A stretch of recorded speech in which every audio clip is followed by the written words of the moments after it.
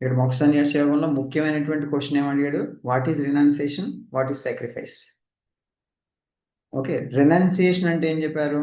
Renunciation అంటే giving up all the selfish activities or or sensory ప్లెజర్స్ను కలిగించేవి తాత్కాలికమైనటువంటి యాక్టివిటీస్ వరల్డ్లీ థింగ్స్ మీద వ్యామోహం వదిలిపెట్టడమే సన్యాసం. కామ్యకర్మలు కామంతో కూడినటువంటి కర్మలు ఏవైతే ఉన్నాయో desireful activities, get rid of them. అంటే మనం జనరల్ ఏం చేస్తూ ఉంటారంటే ఏది కోరుకుంటే ఏ కోరికలను బట్టి పనులు చేస్తూ ఉంటారు, వాటిలన్నింటినీ కామ్యకర్మలు అంటారు. కానీ కోరికల ద్వారా చేసేది కాదు, కోరికలను విడిచిపెట్టి లోక సంగ్రహార్థం పనిచేయడాన్ని నిష్కామ కర్మ అంటారు. నిష్కామ కర్మ అంటే సెల్ఫ్లెస్ యాక్టివిటీ. సెల్ఫిష్ యాక్టివిటీస్ అన్ని వదిలేసి ఓన్లీ సెల్ఫ్లెస్ యాక్టివిటీ చేస్తే అది సన్యాసం అని చెప్పవచ్చు. ఇంకా త్యాగం అంటే ఏంటి? సర్వకర్మ ఫలత్యాగం అంటే మనం చేసే పనులన్నిటి కూడా మనం అనుభవిస్తామని అనుకోకుండా just sacrificing the fruits of all the actions, అది త్యాగము అని చెప్పారు, సాక్రిఫైస్. ఇప్పుడు రెనౌన్సియేషన్ కి సాక్రిఫైస్ కి డిఫరెన్స్ తెలిసిందా? సన్యాసం అంటే ఏంటి, త్యాగం అంటే ఏంటి? అది ఇప్పుడు జనరల్ గా బయట అర్థం చేసుకునేది ఏంటి? సన్యాసం అంటే ఏదో మనకి మామూలుగా డ్రెస్ మార్చుకుంటే సన్యాసం అని అనుకుంటారా? అది కాదు కదా, వేషాలు వేసినంత మాత్రం సన్యాసం.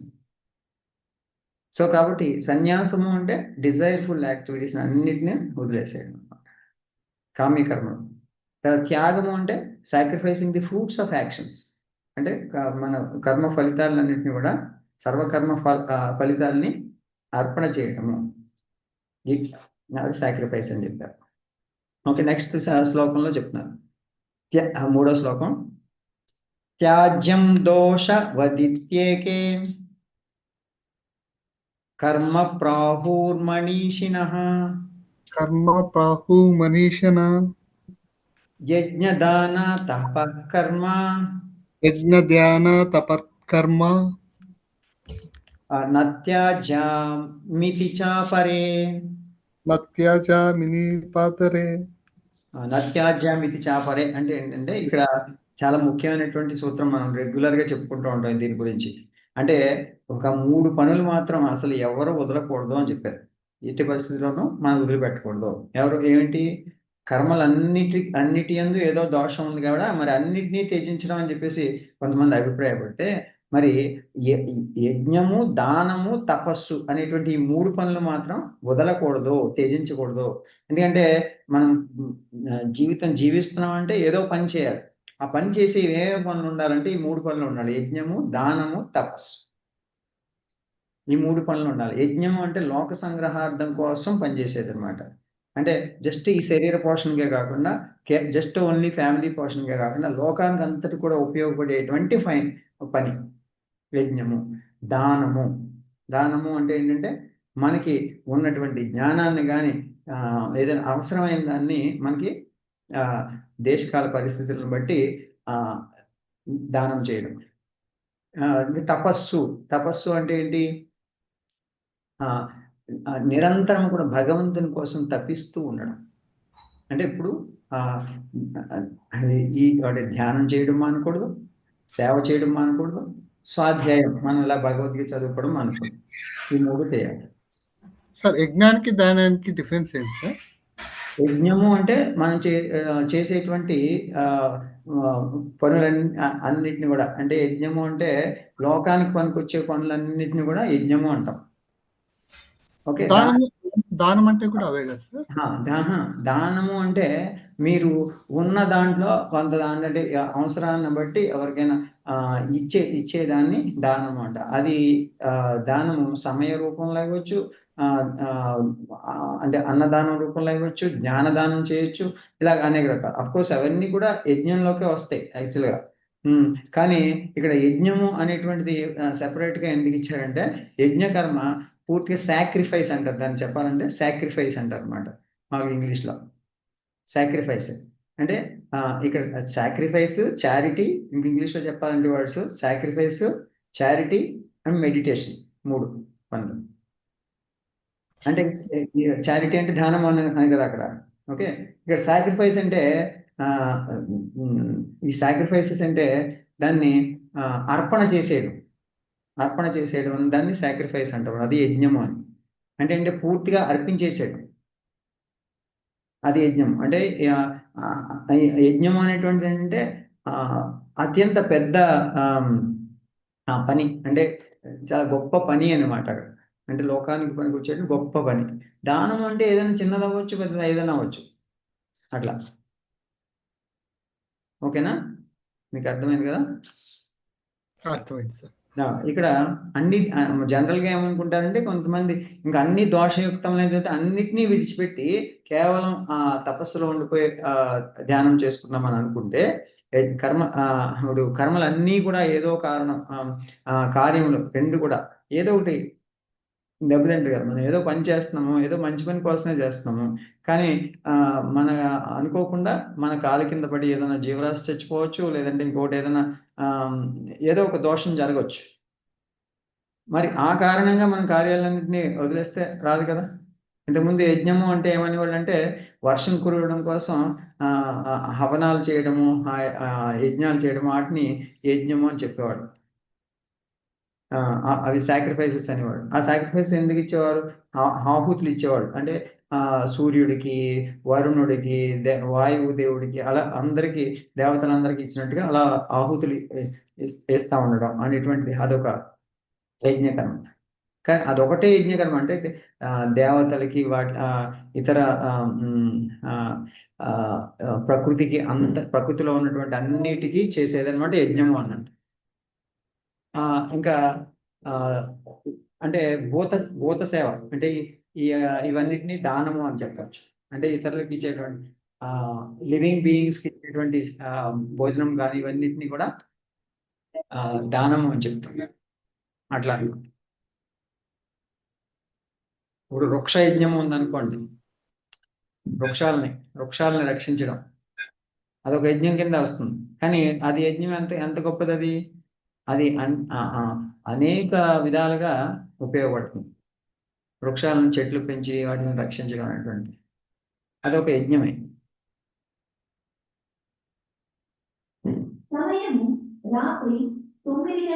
ఫస్ట్ ఏమి త్యాగం చేయాలి అంటే మనకున్నటువంటి చెడు సంస్కారాలన్నింటినీ కూడా పూర్తిగా విడిచిపెట్టాలి.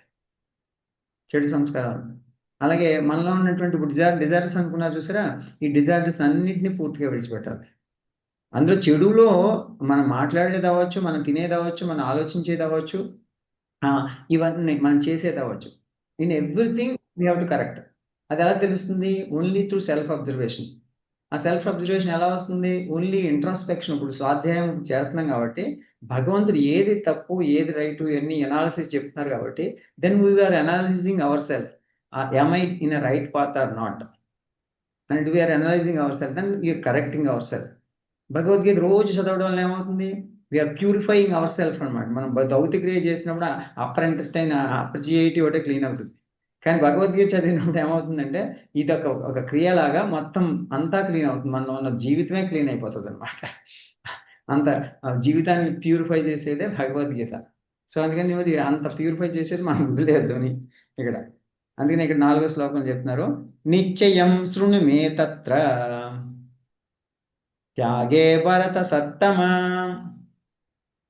త్యాగో హి పురుష వ్యాఘ్ర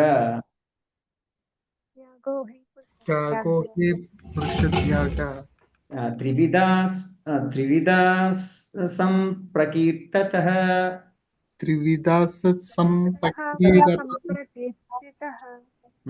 సో ఇక్కడ భరతకుల శ్రేష్ఠుడా, పురుష వ్యాఘ్రమా అంటే పురుషుల్లో పులి లాంటి వాడా అని చెప్పి అర్జునుడిని సంబోధిస్తున్నారు. పురుష వ్యాఘ్రమా అని. అలా త్యాగమును గురించి నా యొక్క సిద్ధాంతమును వినుము. త్యాగము మువ్విధములుగా ఉన్నది, 3 రకాలుగా ఉంది త్యాగం. ఒకటి ఆ సన్యాసము, త్యాగము ఒక్కటే అన్నది భగవాన్ యొక్క సిద్ధాంతం. అంటే సన్యాసము అంటే ఏమన్నారు? Renunciation of the all the కామ్య కర్మస్, డిజైర్ఫుల్ యాక్టివిటీస్ అన్ని వదిలేయడం. రెండోది ఏం చెప్పారు? What is the tyaga? Sacrifice means giving up all the fruits of our actions. That is sacrifice. త్యాగము అంటే అది. సో ఈ రెండు ఒకటే అని చెప్పడం కోసం చెప్పడమే ఇక్కడ మనకి సమ్మరీ అవుతుంది. ఇక్కడ త్యాగమే జీవితమునకు పట్టుకొమ్మ అగును. మనం త్యాగం చేస్తేనే మనం రియాలిటీని వెళ్ళగలుగుతాం. Without sacrificing you cannot realise. The sacrifice is the most important. So that sacrifice brings you the renunciation. అంటే మనం త్యాగం చేయకుండా జ్ఞానాన్ని పొందలేము. త్యాగం అనేటువంటిది అత్యవసరము. త్యాగం ద్వారానే మనం జ్ఞానాన్ని పొందగలుగుతాము. కాబట్టి ఇది ప్రకృతి సిద్ధాంతం. తన యొక్క వేడిమిని సూర్యుడు విరామం లేకుండా త్యాగం చేస్తూనే ఉంటాడు, ప్రసరిస్తూనే ఉంటాడు. సో ఆయనకి టైర్డ్నెస్ ఉండదు. ఎందుకంటే నేను త్యాగం చేసేస్తున్నానే అని చెప్పి కూడా అనుకోడు. అర్థమైందా? వీళ్ళు లాభం పొందినారు, ఈ లాభం అదేం ఉండదు ఆయనకి. సో ప్రసరిస్తూనే ఉంటాడు. అలాగే మనం కూడా సూర్యుడిని యొక్క ఆ యొక్క తత్వాన్ని మనం అలవాటు చేసుకోవాలి. మనదంతా కూడా సూర్యవంశం, అది గుర్తుపెట్టుకోండి. ఓకే, రాముడు వంశం. ఓకే, ఆ సూర్యవంశం నుంచి వచ్చినటువంటి వాడు, సూర్యుడి కొడుకు మనవు కొడుకు, అలా అలా వచ్చినప్పుడు ఈ మానవ జన్మ అంతా కూడా. సో కాబట్టి అలాంటి వంశంలో ఉన్నాం అంటే సూర్యుడి తత్వం మనకు రావాల్సిందే. సూర్యుడు చేసేదే త్యాగం. Without any discrimination, keep giving అంతే. అలా ఇచ్చుకుంటా పోతాం. అలా చేయడం వల్ల ఏమవుతుంది? అందువల్లనే ప్రాణులు, జీవులన్నీ కూడా, వృక్షాలన్నీ కూడా పెరుగుతున్నాయి. అన్నిటికీ సమానంగా స్ప్రెడ్ చేసుకుంటారు. ఎవరు ఎంత తీసుకోలేదో అంత తీసుకుంటారు. ఇంట్లో అన్ని తలుపులు వేసి కూర్చుంటే డి విటమిన్ డెఫిషియన్సీ వస్తుంది. మీకు తెలుసు అది. అంటే ఇంక సూర్యుడిని తీసుకోకపోతే సూర్యుడు ఏం చేస్తాడు ఇంకా? అట్లా అనమాట. సో అలాంటి సిచ్యువేషన్స్ ఉంటాయి అనమాట. అంటే సూర్యుడు ప్రసరిస్తూనే ఉంటాడు. తీసుకోగలిగిన వాళ్ళు అందరూ తీసుకుంటారు. ఎంత తీసుకోగలిగితే అంత తీసుకుంటారు. అట్లా అనమాట. అలాగే తల్లి తన శిశువుకి ఇచ్చేటువంటి సాక్రిఫైస్, అన్ని సాక్రిఫైస్ చేసి త్యాగం చేసేస్తుంది అమ్మ. అన్నిటినీ. అసలు పిల్లల కోసం తల్లి ఎంత త్యాగం చేస్తుందో చూడండి. అన్నిటినీ త్యాగం చేసేస్తుంది. ఇంకా తన సుఖం కోసం కానీ, సౌఖ్యం కోసం కానీ ఏమైనా పట్టించుకుంటుందా? అంతకుముందు ఎన్నో రకాలైనటువంటి అటాచ్మెంట్స్ ఉంటాయి. ఒక్కసారి పిల్లవాడు పుట్టిన తర్వాత ఇంకా అన్ని పిల్లవాడి క్షేమం. అవునా కదా? అలా ఉంటుంది తల్లి యొక్క తత్వం. అది సాక్రిఫైస్ అనమాట. Complete sacrifice. తల్లి యొక్క త్యాగం అంటే అట్లా ఉంటుందన్నమాట. సో మానవుడికి అంటే ఇంకోటి ఏంటంటే తల్లి త్యాగం చేసేసినానని కానీ బాధ కానీ ఏముంది, ఎంతో ఆనందంతో చేసేస్తూ ఉంటుంది. అలా చేయాలి చేస్తే త్యాగం అంటే మళ్ళీ. సో కాబట్టి తనకు ఒకవేళ పొట్టం ఆడినా అయినా చేసేస్తుంది త్యాగం. అట్లా అనమాట. అదే వింగ్స్ ఆఫ్ ఫైర్లో అబ్దుల్ కలాం గారు రాసుకున్నటువంటి వాళ్ళ తల్లి గారి గురించి రాసింది అనమాట. అంత సాక్రిఫైస్ అనేది అమ్మకి తప్ప ఎవరికి ఉండదు అని చెప్పి. అదే అంత సాక్రిఫైస్ ఉంటుందని చెప్పేసి. ఆకలి అయినా కానీ ఏం చెప్పకుండా తిన్నన్ని ఆమె పెట్టింది. కానీ కోసం ఒక్క రొట్టె కూడా ఉంచుకోలేదు ఆమెకి, ఆమె కోసం. అట్లా అనమాట. సో అలాంటి సిచ్యువేషన్ ఎందుకు వచ్చింది, ఎందుకు ఇవ్వగలిగింది అంటే అమ్మ నాకు ఆకలి ఉందని కూడా తెలియదు. వీడు తింటే నాకు కడుపు నిండితే నాకు కడుపు నిండినట్టే అని అనుకుంటుంది అనమాట అమ్మ. అది త్యాగం అంటే అక్కడ. అలాగే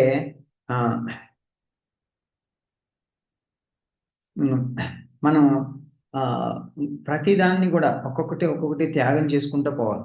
అంటే అన్ని ఒకేసారి వదిలేసిపోలేవు, కానీ ఒక్కొక్క దాన్ని నువ్వు త్యాగం చేసుకుంటూ రావచ్చు. Keep sacrificing one by one. అలా అన్నిటినీ సాక్రిఫైస్ చేసుకుంటూ ఈ బర్డెన్స్ అన్ని తగ్గించుకో. Become liberated. మోక్ష సన్యాసి ఉంటుంది. Become liberated. ఎలా ఇవన్నీ బంధాల నుంచి అన్నింటినీ కూడా అనేక రకాలైనటువంటి కోరికలు ఉంటాయి, అన్నిటిని సాక్రిఫైస్ చేసుకుంటా పో. యజ్ఞదాన తపః కర్మ యజ్ఞదాన తపత్కర్మ అత్యాజ్యం కార్యమేవ తత్. అత్యాజ్యం కార్యతే వత. నత్యాజ్యం అంటే వదలకూడదని. నత్యాజ్యం కార్యమేవ తత్.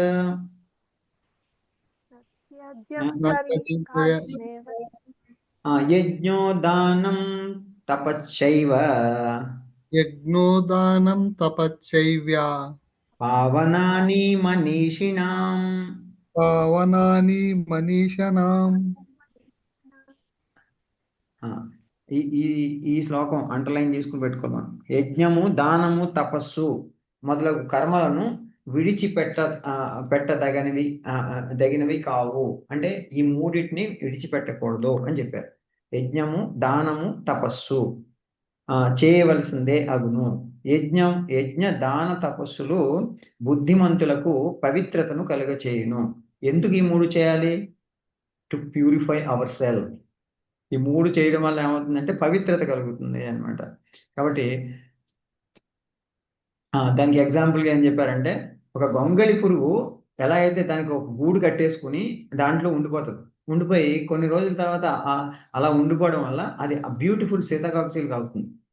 అంటే అక్కడ అక్కడ అది ఒక యజ్ఞం లాగా ఒక సాక్రిఫైస్ చేసేసింది. దానివల్ల ఏమవుతుంది, ఆ లైఫ్ తీసేసి ట్రాన్స్ఫర్మేషన్ అయిపోయింది. అదేవిధంగా మనిషి కూడా ఆ విధంగా తప్పించి తపస్సు చేసి ట్రాన్స్ఫార్మ్ కావాలి, ఆత్మస్వరూపుడుగా మారాలి. బ్యూటిఫుల్ బటర్ఫ్లై ఎలా అయితే అయిందో అదే విధంగా you are becoming permanent soul, infinite power. ఈ యొక్క అనిత్యమైనటువంటి శరీరం కాదు నువ్వు అనేటువంటి విషయాన్ని తెలుసుకొని శాశ్వతమైనటువంటి ఆనందాన్ని, శాశ్వతమైనటువంటి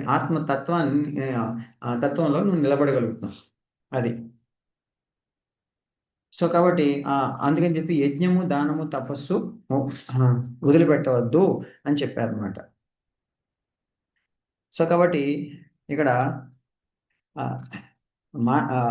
అదేవిధంగా మానవునికి కామ్యకర్మలన్నీ కూడా ఈ గూడు కట్టుకోవడం సమానం. అంటే గూడు కట్టడం వరకు ఏదో అలా కట్టుకోవాలని చెప్పి కట్టుకుంది. అది ఆ కామ్యకర్మలన్నింటినీ విడిచిపెట్టేసింది, అయిపోయింది. గూడు కట్టేసుకుంది, దాంట్లో బంధించేసుకుంది. ఈ ప్రాపంచిక జీవితం అయిపోయింది, అంటే త్యాగం చేసేసింది. ఆ శ్రేష్టత్వం మానవుడు అలాగే దానివల్ల శ్రేష్టత్వాన్ని పొందుతాడు. అంటే మనం అలా పనులు చేయడం వల్ల, ఆ కర్మలన్నిటిని చేయడం వల్ల అది ఏం చేస్తున్నాం, మనం చేసే పని మనల్ని ప్యూరిఫై చేసేటట్టు ఉండాలి తప్ప మనల్ని పాడు చేసేటట్టు ఉండకూడదు. కాబట్టి అది మనం నేర్చుకోవాలి ఇక్కడి నుంచి. సో అదే ఆ పరిపక్వత అనేటువంటిది ఎప్పుడు వస్తుందంటే, మనం చేసే పని వల్ల అది మనలో ఉన్నటువంటి ఇంప్యూరిటీస్ అన్ని పోవాలి. అది అటువంటి పని మనం చేస్తూ ఉండాలి. అదే ఇప్పుడు ఇక్కడ చెప్పుకున్నది అనమాట. సో మనం ఏ జీవరాశి అయినా కానీ, ఫస్ట్ చాప్టర్ మనకు చెప్పారు కదా, సెకండ్ చాప్టర్లో ఏ జీవరాశి అయినా కానీ కర్మలు చేయకుండా ఉండలేదు. కాబట్టి తప్పనిసరిగా కర్మలు చేయాలి, ఏదో కర్మ చేస్తూనే ఉంటాడు. ఆ చేసే కర్మ ఏదో నిష్కామ కర్మ చెయ్యి అని చెప్పి మన భగవద్గీత సారాంశంగా శ్రీకృష్ణ పరమాత్మ చెప్పారు. నిష్కామ కర్మ అంటే కోరికలు లేకుండా పనిచేయి అని చెప్పి. మరి నిష్కామ కర్మ అంటే ఎలా చేయాలి? లోక సంగ్రహార్థం కోసమే చేయాలి. కోరికలు లేకుండా పనిచేయడం అంటే దేనికోసం పని చేస్తాం? పనికి వచ్చేది మంచి పనే చేస్తాం. కాబట్టి కామ్యకర్మ అంటే ఏం చేస్తాం? అది మంచిదా చెడ్డదా అని కాదు, నీకు ఇష్టమైంది చేస్తాం. కాబట్టి అది కామ్యకర్మ అవుతుంది. కామ్యకర్మలో అవన్నీ కూడా తప్పులు ఉండొచ్చు, కానీ నిష్కామ కర్మలో తప్పులు ఉండవు. ఎందుకంటే అది లోక సంగ్రహార్థం చేస్తాం కాబట్టి, అది సెల్ఫిష్ యాక్టివిటీ కాదు కాబట్టి. అదనమాట. సో అది ఇక్కడ మనం గమనించాల్సింది. సో కావున యజ్ఞము దానము తపస్సు మొదలైన వాటిని మానవులందరూ కూడా తప్పనిసరిగా చేయాలి. వాటిని చేయటం వలన లోకక్షేమము కలుగును అని చెప్పారు. లోకక్షేమాన్ని కలిగించేటి 3 చేయాలన్నారు. కానీ ఇప్పుడు మానవులందరూ చూసినట్టయితే కనుక మాక్సిమం 90% ఈ 3 తప్ప మిగిలిన అనవసరమైన చెత్త పనులు అన్ని చేస్తూ ఉంటారు. యజ్ఞము దానము తపస్సు ఈ 3 చేయరు, మిగిలినవన్నీ చేస్తూ ఉంటారు. ఒకసారి గమనించండి. అంటే ఎందుకు? ఈ భగవద్గీత సబ్జెక్ట్లో చెప్పిన ఇటువంటి ఈ గొప్ప సందేశం ఈ ఒక్క శ్లోకం చదివినా కానీ వాళ్ళకి ఈ జ్ఞానోదయం కావాలి. కానీ ఈ ఒక్క శ్లోకం చదవడానికి కూడా అవకాశం లేదే. వాడు అక్కడ సినిమా హాల్లోనూ లేదంటే అక్కడెక్కడో లైన్లోనూ నిలబడితే ఏమొస్తుంది? భగవద్గీత ఈ విషయాలు ఏమైనా తెలుస్తాయా? వీటిల్లో కొట్టుమిట్టాడుతూ ఉండి పార్టీలు చేసుకునే కల్చర్లో ఉంటే ఇవేమైనా తెలుస్తాయా? కామ్యకర్మలు వాటిల్లోనే కొట్టుకుపోతూ ఉంటాడు అంతే. జీవితం అంతా అలాగే నాశనం అయిపోతూ ఉంటుంది. ఉండే కొద్దీ కూడా అలాగ అనుభవిస్తున్నాను అనుకుని చెప్పి ఎంతో ఆనందాలు అనుభవిస్తున్నానని చెప్పేసి వాటిల్లో అలా ఓలలాడుతూ ఉంటాడు. ఆ తర్వాత హాస్పిటల్లో పడతాడు చివరికంటే ఎన్నో కష్టాలు అనుభవిస్తాడు. సో ఆ విధంగా ఈ మనిషి పతనం అయిపోతూ ఉన్నాడు. ఆ పతనం నుంచి మనం ఒకళ్ళని ఉద్ధరించగలిగితే, ఉదాహరణ మనం ఒకళ్ళని ఉద్ధరించలేము, ఫస్ట్ మనం ఉద్ధరించుకోవాలి. ఉద్ధరించుకోవడం ద్వారా ఏమవుతుంది, లోకానికి మంచి పని చేయడం ద్వారా ఈ యొక్క జ్ఞానము కానీ, ఈ యొక్క మంచి కానీ 10 మందికి అందుతుంది. అది. సో అదే ఆ విధమైనటువంటి పని మనం చేయాలి, కామ్యకర్మలు వదిలిపెట్టి. అంటే అనవసరమైనటువంటి అన్నెసరీ సెల్ఫిష్ యాక్టివిటీస్ పక్కన పెట్టి నాకు కాసేపు టీవీ చూడాలి, కాసేపు సినిమా చూడాలి, అవన్నీ ఎందుకు, ఏం పనికిరాని పనులు. అదేదో పనికొచ్చి పని చేయొచ్చు కదా. సో అలా మనం ఆలోచించడం మొదలు పెట్టాలి. ఎప్పుడైతే మనం భగవద్గీత చదివామో మన ఆలోచనలన్నీ ఆ విధంగా ట్రాన్స్ఫార్మ్ అవుతాయి. Productive work, is it really useful for the world, am I doing the right thing, ఇవన్నీ ఆలోచిస్తాం అన్నమాట. అది శ్రేష్టతను పొందాలి. సో కాబట్టి బుద్ధిమంతులు అంటే ఎవరు, బుద్ధిమంతులని ప్యూరిఫై చేస్తుందన్నారు కదా. మరి బుద్ధిమంతులు అంటే ఎవరు అంటే 6వ శ్లోకంలో చెప్తున్నారు, ఏతాన్యపి తు కర్మాణి ఏతాన్యతు కపర్ణాని సంగం త్యక్త్వా ఫలాని చ లింగం తచ్చ కపాలి చ ఫలాని చ. ఓకే, ఫలాని చ కర్తవ్యానీతి మే పార్థ కర్తవ్యానీతి మే పార్థ నిశ్చితం మతముత్తమం. నిశ్చితమతముత్తమం. పార్థ, ఈ కర్మలను అన్నిటినీ కూడా ఆసక్తిని ఫలాపేక్ష పరిత్యజించి చేయవలనని నా నిశ్చిత అభిప్రాయము. అంటే కన్ఫర్మ్డ్ డెసిషన్ ఏం చెప్పారు ఇక్కడ, కన్ఫర్మ్డ్ నిశ్చిత అభిప్రాయం అంటే he is given a complete 100% decision. ఏమని చెప్పారు, ఈ కర్మలన్నిటినీ కూడా ఫలాసక్తిని వదిలిపెట్టి, ఫలాల్ని వదిలిపెట్టి చేయవలనని చెప్పారు. అంటే మనం చేసే పనులన్నీ కూడా తల్లి తన శరీరమునందు ఉత్పత్తి చేయించినటువంటి పాలను శిశువుకి త్రాగించున్నది.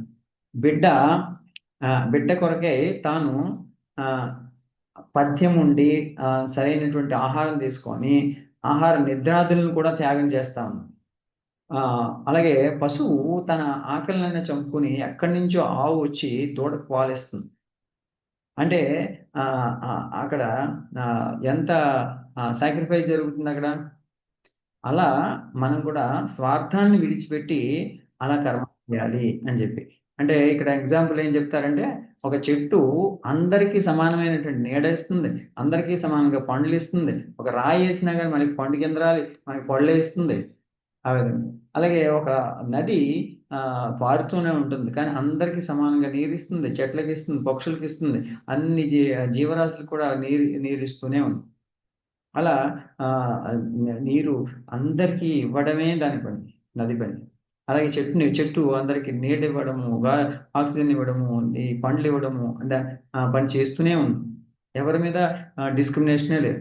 అలాగే మనిషి కూడా పరోపకారార్థం మిదం శరీరం, కామ్యకర్మలను విడిచిపెట్టి ఈ శరీరాన్ని పరులకు ఉపకారం చేయడం కోసం మాత్రమే ఉపయోగించాలి. నిష్కామ కర్మ, అది అల్టిమేట్ గోల్ ఆఫ్ లైఫ్. అది అలా బతకడం నేర్చుకోవాలి అని చెప్పి ఇక్కడ సిద్ధాంతం అన్నమాట. అక్కడ మనకి నేర్చుకోవాల్సినటువంటి దీని నుంచి నేర్చుకోవాల్సింది. కాబట్టి స్వార్థ చింతనలు మాని కర్మలు ఆ స్వార్థమైనటువంటి కర్మలను త్యజించి త్యాగం యొక్క ఉచ్చస్థితిని మనం చూడగలగాలి. అంటే తపస్సునకు అర్థం కూడా ఈ కర్మల యందు నిక్షిప్తమై ఉన్నది. అది ఈ తపస్సు అంటే ఆ యొక్క కర్మలు ఏదైతే కామ్యకర్మలన్నింటినీ విడిచిపెట్టి లోక సంగ్రహార్థం పనిచేస్తూ నిరంతరం కూడా ఎప్పుడైతే నీ మనసుని భగవంతుని మీదే లగ్నం చేసి అన్నిటినీ త్యాగం చేస్తూ ఉన్నావో, భగవంతుని కోసం అందరిలోనూ కూడా భగవత్ స్వరూపాన్ని చూస్తూ సేవ చేస్తున్నావో, అప్పుడు అది ఉచ్చ స్థితిలో ఉన్నటువంటి తపస్సు అని చెప్పవచ్చు అన్నమాట. మరి తర్వాత దీనికి సమానమైనది దానము. దానము వేరెచ్చను కూడా చూడ సాధ్యం కాదు. మరి ఇలా ఇలా ఎప్పుడైతే మనం సర్వకర్మల్ని కూడా సర్వకర్మ ఫలత్యాగాన్ని చేసి నిష్కామ కర్మ చేస్తూ ఉంటామో దీనికంటే ఉన్నతమైనటువంటి దానం ఇంకొకటి లేదు అని చెప్పారు అనమాట. సో కాబట్టి ఇక్కడ ఆసక్తి లేనటువంటి కర్మల యందు ఇటు స్వభావం చూడవచ్చు. అంటే ఫలాసక్తి ఏది లేకుండా మనం ఓన్లీ కేవలం లోక సంగ్రహార్థం కోసమే పనిచేస్తూ ఉండాలన్నమాట. అది ఆసక్తి ఫలాపేక్ష లేకుండా. అప్పుడు no tension, no pressure, no issues, ఎప్పుడు హ్యాపీగా ఉంటుందన్నమాట, ఆనందంగా. అందుకనే కర్మయోగాన్ని ఆనందమయ స్థితిలో పెట్టారు. ఆనందమయ కోశంలో, అంటే హైయెస్ట్ స్టేట్ ఆఫ్ యోగా అన్నమాట కర్మయోగం అంటే అది. సో కాబట్టి ఈ ప్రాపంచిక కృత్యములను యజ్ఞముగా చేసిన ఎడల ఈ ప్రపంచమే పరలోకంగా కనిపిస్తుంది అది. సో కాబట్టి ప్రాపంచిక విషయాలన్నింటినీ కూడా మనం యజ్ఞంగా చేసినట్టయితే కనుక ఈ ప్రపంచం అంతా ఒక స్వర్గంగా కనిపిస్తుంది అని చెప్పారు. సో ప్రపంచం శ్రేయస్సు కోసం తగినటువంటి సిద్ధాంతం ఇది అగుట చేత అది భగవానుని నిశ్చయమైనటువంటి ఉత్తమమైనటువంటి అభిప్రాయం చెప్పబడింది. ఈశ్వరుని పొందగోడేటువంటి వారు శ్రీ రామకృష్ణ పరమహంస ఏం చెప్తున్నారంటే, ఈశ్వరుని పొందాలనుకునే వాళ్ళు ఎవరైతే ఉన్నారో, భగవంతుని చేరుకోవాలని ఎవరైతే ఉన్నారో, సాధన మార్గం నందు అభివృద్ధిని కోరుకునేవారు ఆశయనడి వలయందు పడిపోక, అంటే ఆశ అయినటువంటి వలలో పడిపోకుండా తమను కాపాడుకొనవలెను. అది ఆశల్లో మనం చిక్కుకోకూడదు. లేనిచో మరి ఎన్నటికి కూడా పరిపూర్ణుడు కాలేడు అని చెప్పారు అన్నమాట. రామకృష్ణ పరమహంస చెప్పినటువంటి ఈ సూత్రం చాలా ముఖ్యమైనటువంటిది. ఏంటంటే మనం ఈశ్వరుని పొందాలనుకుంటున్నాం, కానీ ఆశలు ఏదైనా చిన్న ఆశలు లాంటి చిగురులు అనమాట. చిగురించింది అనుకోండి, ఈ మెయిన్ గోల్ నుంచి పక్కకు పోతాం. అదే పతంజలి యోగ సూత్రాల్లో ఒక సూత్రం చెప్పారు, అదే losing the sight of the goal అని చెప్పి. Losing the sight of the goal అది చాలా మంది చేసే తప్పు పని అనమాట. సాధకులందరూ కూడా మెయిన్ ఆ సైట్ ఆఫ్ ది గోల్ మర్చిపోతారు. ఎప్పుడు ఈ ఆశలు చిగురెత్తాయి, ఏదో ఆశల్లో పడిపోతాడు, అంతే దాంట్లో మునిగిపోతాడు, ఇంకా ఆ మాయలో కొట్టుపోతాడు, అసలు సాధన అంతా వదిలేస్తాడు అనమాట. కామ్యకర్మలు స్టార్ట్ అయిపోయి అట్లా ఉంటుంది అనమాట. సో కాబట్టి ఏమాత్రం కూడా ఆశలు అనేటువంటి వలలో చిక్కుకోవద్దు అని చెప్పారు అనమాట రామకృష్ణ పరమహంస. ఓకే, నెక్స్ట్ త్యాగాన్ని 3 రకాలుగా, రాజస త్యాగము, తామస త్యాగం, సాత్విక త్యాగం. త్యాగాలు ఎలా ఉంటాయి, వీటి యొక్క విషయాల్ని మనం 7వ శ్లోకం నుంచి చెప్పుకుంటాం. అది రేపు చెప్పుకున్నాం. ఓం తత్సదితి శ్రీమద్భగవద్గీతాసు ఉపనిషత్సు బ్రహ్మ విద్యాయాం యోగ శాస్త్రే శ్రీకృష్ణార్జున సంవాదే మోక్ష సన్యాస యోగో నామ అష్టాదశోऽధ్యాయः. త్వమేవ మాతా చ పితా త్వమేవ బంధూ చ సఖా త్వమేవ విద్యాం ద్రవిణం త్వమేవ సర్వం మమ దేవదేవ త్వమేవ సర్వం మమ దేవదేవ. సర్వము కూడా పరమాత్మ స్వరూపంగా భావించి ధ్యానం. స్ట్రైట్ గా కూర్చోండి, ఏదైనా meditative position.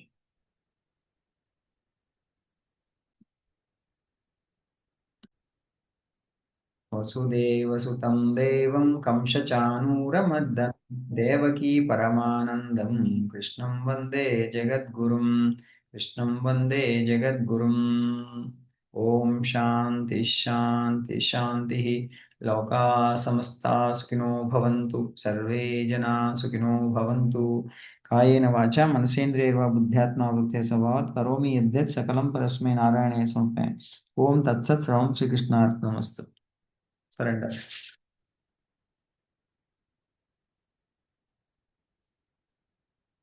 Ishwara Pranadhana. So we'll come back and gently touch your palms and eyes. Your eyes look. Thank you all. Jai Shri Ram.